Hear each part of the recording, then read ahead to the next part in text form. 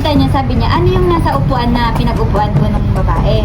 Ngayon po, kala namin lisensya po niya. Ngayon pinulot po namin. Nung pinulot po namin, at tinignan nga po namin, yung mga ID nga po ng si sir po. So hindi niya napulot, nakita niyo. Yung pong babae na yun ang sabi-sabi na labas-masok doon sa bahay ni Sir Aling. So sa 2 years na yun, sir, pabalik-balik daw yung babaeng yun kay Sir Aling.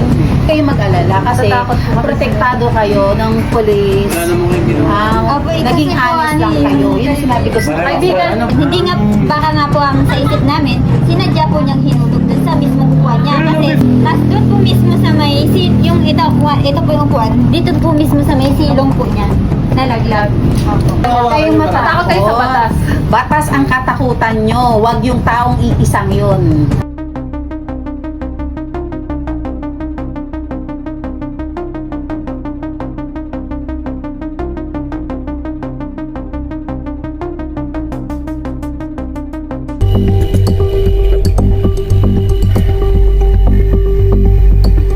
So, sa ngayon po, kagawad, ang ano lang po namin, maisoli po lahat kay Sir Aling, ang lahat ng talagang pag-aari niya yun, at magpirmahan po sila.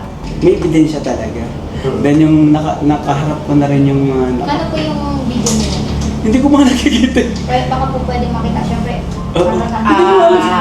Kung kami Ganito lang naman pwede pwede namin ilabas, bakit hindi? Kahit na